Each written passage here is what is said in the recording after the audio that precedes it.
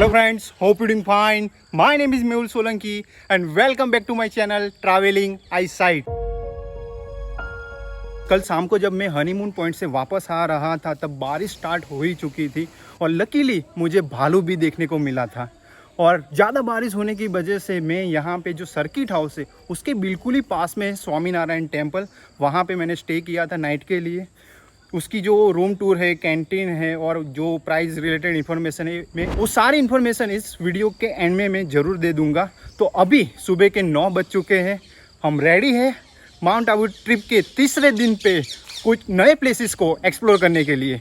तो चलिए आज हम जाते हैं हमारे फर्स्ट डेस्टिनेशन जिसका नाम है गौमुख टेम्पल। तो फाइनली हम गौमुख टेम्पल का जो स्टार्टिंग पॉइंट है वहाँ तक पहुँच चुके हैं।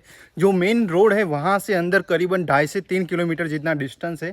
और जब मैं आ रहा था तब रास्ते में कोई नहीं था, मैं अकेला ही था, लेकिन रास्ता काफ़ी खूबसूरत था। रास्ते में आपके गुजरात टूरिज़्म की होटल तोरण भी आएगी और वहाँ से ही आगे बढ़ते हुए आप यहाँ पे पहुँच सकते हो।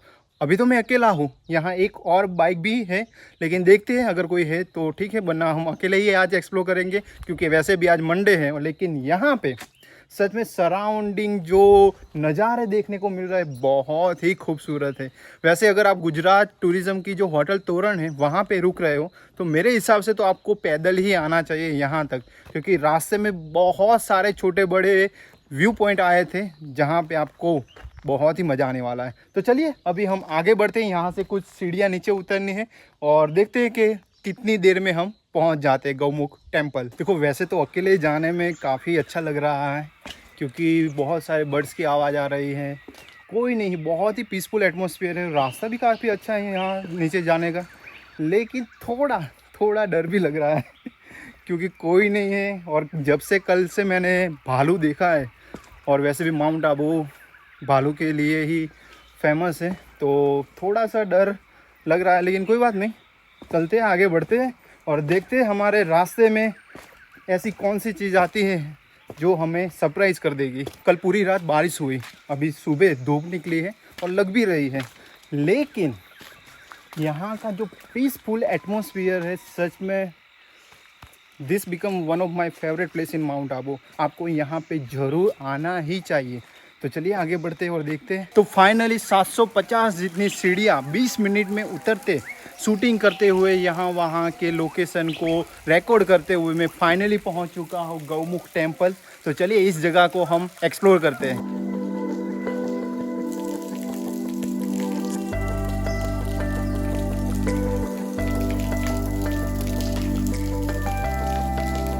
यहाँ पर वोडाफोन जियो का तो नेटवर्क आ ही नहीं रहा, एयरटेल का पता नहीं, लेकिन वहाँ पे BSNL का कुछ पेंटिंग किया हुआ है तो शायद BSNL का नेटवर्क आता होगा, लेकिन पता नहीं।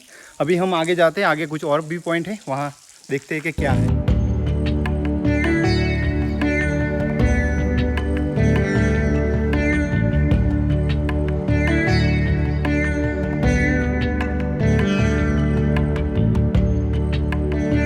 तो यहाँ पे जो आश्रम है वहाँ पे हम टेरेस पे आए हैं और मेरे साथ में है दिव्या महाराज और लाडू राम, और यहाँ से हमने ड्रोन फ्लाई किया है, बादलों के बीच में से बहुत ही खूबसूरत नज़ारे को रिकॉर्ड भी किया है। तो चलिए देखते हैं वो सारे खूबसूरत ब्यूटीफुल ड्रोन व्यू इन 3, 2, 1 गो।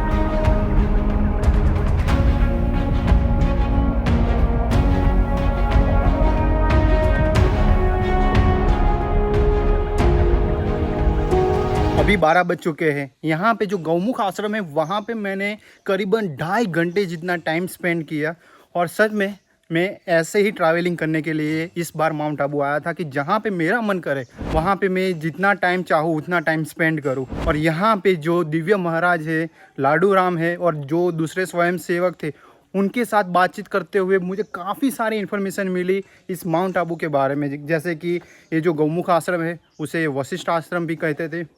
जो ऋषि वशिष्ठ थे उन्होंने ही जो पूरा माउंट आबू है वो बसाया था। और जो नक्की झील है उसे एक ही रात में नाखून से खोदा था और बनाया था। तो ऐसी बहुत सारी इंटरेस्टिंग फैक्ट मुझे जानने को मिले। तो सच में अगर आप भी आ रहे हो तो मेक श्योर कि आप गौमुख टेम्पल और जो गौमुख आश्रम है वहाँ ज़रूर आइए। तो चलिए आगे बढ़ते हैं हमारे दूसरे डेस्टिनेशन की ओर। देखो एक बात आपको बतानी रह गई कि यहाँ पे आश्रम है, वहाँ पे आप रुक भी सकते हो, खाने का इंतज़ाम भी हो जाएगा। और कुछ लोगों से बातें करते हुए मुझे ये भी पता चला कि वो लोग यहाँ पे रुकने के लिए मतलब 1 मंथ 2 मंथ ऐसे रुकने के लिए आते हैं। यहाँ पे ध्यान मतलब मेडिटेशन करते हैं, यहाँ पे रुकते हैं नेचर के बीच में, तो वो भी आप कर सकते हो। और दूसरी बात कि ये जो जगह है गौमुख टेम्पल, यहाँ पे पहले नीचे उतरना होता है तो आप आराम से नीचे उतर जाते हो, लेकिन वापस जब ऊपर जाने के लिए सीढ़ियाँ चढ़नी पड़ती है तब आपको थकान होगी। तो अभी बस कुछ ऐसे ही हालत है। अभी हम आगे बढ़ रहे हैं ऊपर।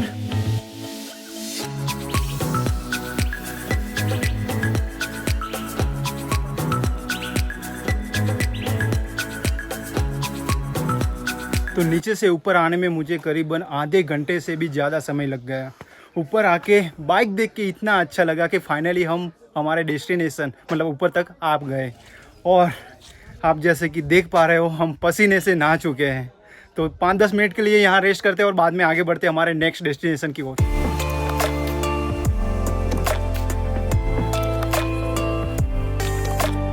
ट्रैवर्स टेक का निर्माण सिरोही जिले के महाराजा केसरी सिंह जी बहादुर ने 1897 में GH ट्रैवर्स जो जनरल कर्नल थे उनकी याद में बनवाया था। वैसे उस समय में यहाँ पे वाइल्ड एनिमल देखने को काफ़ी सारे मिलते थे। वैसे अभी भी कुछ आपको क्रोकोडाइल और बहुत सारे बर्ड्स तो देखने को मिलेंगे और उसी पर्पज़ से इस जगह को बनवाया गया था।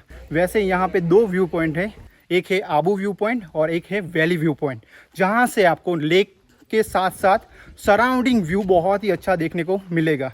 और यहाँ पे जो लेक है वहाँ पे भी कुछ व्यू पॉइंट है, तो वो व्यू पॉइंट से आप काफ़ी अच्छे लेक को एंजॉय कर पाओगे और लेक में कुछ फिश है वो भी आप देख पाओगे। और यहाँ पे पार्किंग की तो काफ़ी अच्छी फैसिलिटी अवेलेबल है ही, और यहाँ पे चाय नाश्ते की भी फैसिलिटी अवेलेबल है।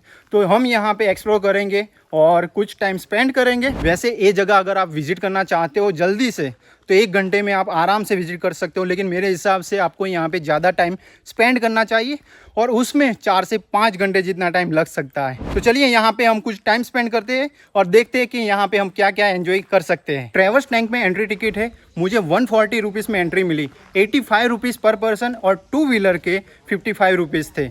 और यहाँ के आने का जो रास्ता है वो इतना अच्छा नहीं है, मतलब इतना बुरा भी नहीं है लेकिन इतना अच्छा भी नहीं है। वैसे तो ये जंगल का रास्ता है, तो आप चलते हुए आओगे तो आपको बहुत ही अच्छा लगेगा, कुछ बर्ड्स भी देखने को मिलेंगे। तो मेक श्योर कि अगर आपके पास समय हो तो आप यहाँ पे चलते हुए ही आओ। तो मैं नेक्स्ट टाइम जब भी आऊँगा तो मैं तो चलते हुए बाय वॉक ही आने वाला हूँ, क्योंकि बाय वॉक आओगे आप तो करीबन 20 से 25 मिनट जितना टाइम लगेगा और 2 व्हीलर में 10 मिनट जितना टाइम लगता है।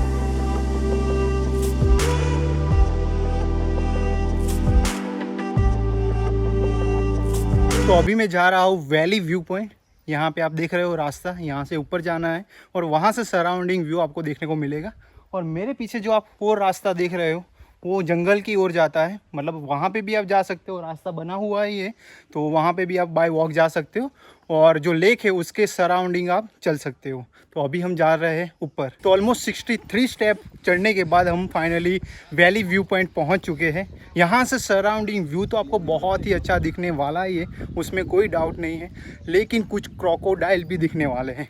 और यहाँ से लेक तो बहुत ही अच्छा दिख रहा है। यहाँ सामने भी एक जो माउंटेन है वहाँ पे भी आप जा सकते हैं। यहाँ इसके बाद हम वहीं जाने वाले हैं।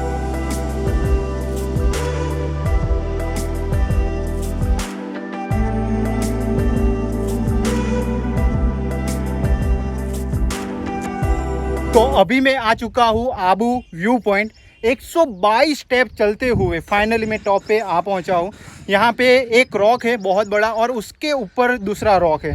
तो जो पहला रॉक है वहाँ तक पहुँचने के लिए तो टूटा फूटा रास्ता, मतलब रास्ता इतना अच्छा नहीं है, स्टेप भी इतने अच्छे नहीं, लेकिन जो ज़्यादातर स्टेप है वो दूसरे रॉक पर पहुँचने के लिए ही है।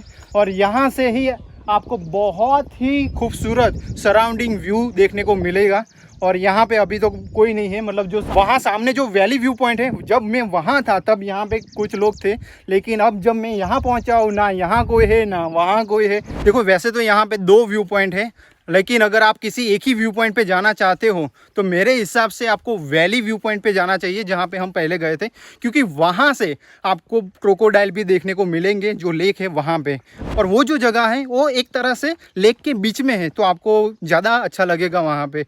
तो देख लो, अगर आप दोनों व्यू पॉइंट विजिट कर सकते हो तो सबसे अच्छी बात है, वरना valley view point is must visit. देखो बादलों ने आसमान में कब्जा कर लिया है और कभी भी बारिश हो सकती है, और आज मुझे भीगना नहीं है क्योंकि आज मुझे जाना है वापस अहमदाबाद के लिए। तो हम यहाँ पे जल्दी से निकलते हैं, बाहर निकलते हैं और देखते हैं कि हमारे नेक्स्ट डेस्टिनेशन में हम क्या विजिट कर पाते हैं। तो चलिए आगे बढ़ते हैं। देखो ये जो ट्री है कुछ मुझे हैरी पॉटर मूवी की याद दिला रहा है।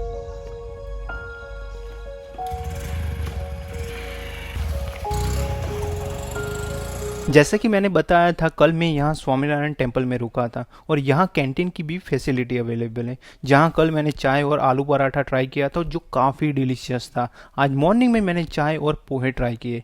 यहाँ आप लंच और डिनर भी कर सकते हो। यहाँ फर्स्ट फ्लोर पर ही कैंटीन है और मेरा रूम भी यहीं था। 003 रूम में मैं रुका था। वैसे यहाँ 3% बर्थडे आराम से रुक सकते हैं। रूम में टीवी था, वॉशरूम भी क्लीन था। इस रूम का रेंट 800 रुपीज़ था एक नाइट के लिए। एसी वाला रूम अगर चाहिए तो उसके 1200 रुपये। बाद में मैं जो लास्ट फ्लोर है जहाँ टेम्पल है वहाँ गया और स्वामीनारायण भगवान के दर्शन करने के बाद पास में टेरेस है, वहाँ से कुछ ड्रोन व्यूज़ भी लिए। तो यहाँ पे टेरेस के ऊपर भी एक छोटा सा गार्डन बनाया हुआ है। ये सच में बहुत ही खूबसूरत लग रहा है।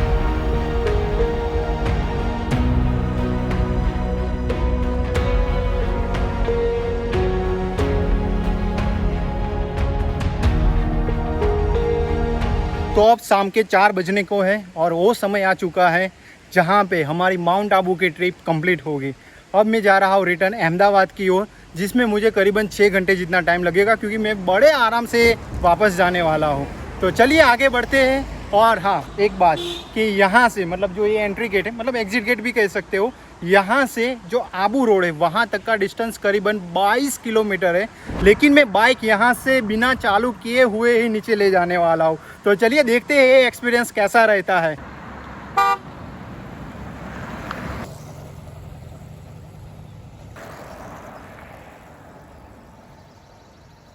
देखो ये छोटा सा वाटरफॉल आप देख रहे हो, यहाँ पे हम 5 मिनट रेस्ट करेंगे, फेस वॉश कर लेते हैं, पानी की बोतल फिल कर लेते हैं। और यहाँ तक पहुँचने में मुझे सिर्फ एक बार ही बाइक को स्टार्ट करना पड़ा था, वो भी थोड़ा ट्रैफिक था इसलिए। तो यहाँ थोड़ी देर के 5 मिनट जितना रेस्ट करने के बाद हम आगे बढ़ेंगे और देखते हैं कि हम नीचे तक पहुँच सकते हैं या फिर से बाइक स्टार्ट करनी पड़ेगी।